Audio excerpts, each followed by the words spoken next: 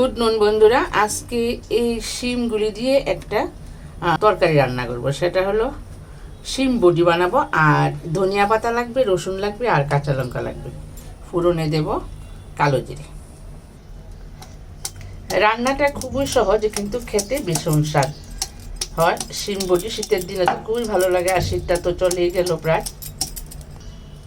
এখানে রসুনটাকে একটু ভালো করে ছেঁচে নিলাম, আর কাঁচা লঙ্কাটাকেও আমি একটু ছেঁচে নিলাম। এবার ফোড়নে আমি কালো জিরাটা দিয়ে দিলাম, আর সঙ্গে দিয়ে দিলাম রসুন আর কাঁচা লঙ্কাটা।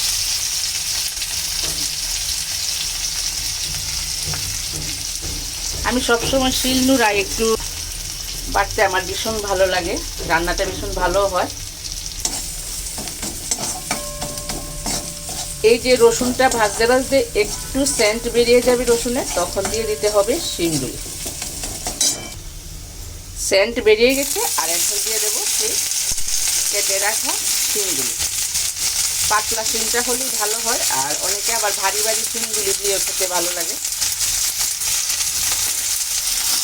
অনেকে আবার ভারী শিমগুলি খেতে ভীষণ ভালোবাসে, সেই শিমগুলি দিয়েও করা যায়।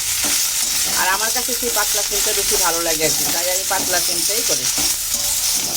পাতলা শিমটা দিয়ে আমি এখন একটু কষিয়ে নেব, তারপরে নুন দিয়ে ঢেকে দেব।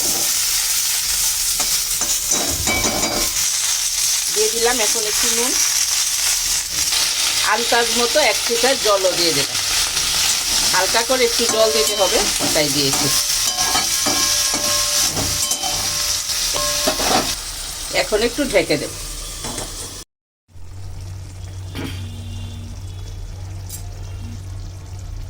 এখন একটু হলুদ দিয়ে দিলাম। মোটামুটি শিমগুলি খুব ভালো সিদ্ধ হয়ে গেছে। একটু এরকম ভাবে একটু ভেঙে দিলে ভালো হবে।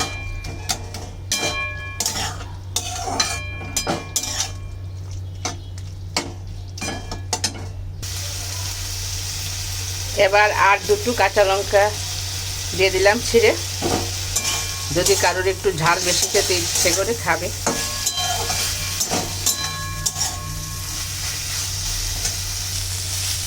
রান্নাটা প্রায় কমপ্লিট হয়ে গেছে। এখন দেখো একটু ছেঁচে দিতে দিলাম, ভেঙে গেল, আর ভীষণ সুন্দর হয়েছে দেখতে। আর এখন দিয়ে দেব সেই কেটে রাখা ধনিয়া পাতা। ধনিয়া পাতা মানে মেন দিতেই হবে, ধনিয়া পাতা এটা ভালো হবে না, ধনিয়া পাতা লাগবে। এই যে আশা করি বন্ধুরা ভালো লাগবে। ভালো লাগলে একটা লাইক, একটা সাবস্ক্রাইব দিয়ে আমার পাশে থেকে।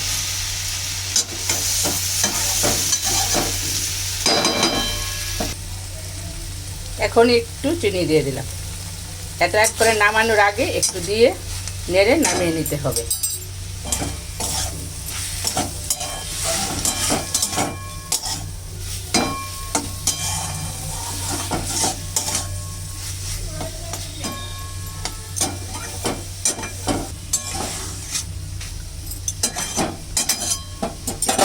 ধন্যবাদ সবাইকে।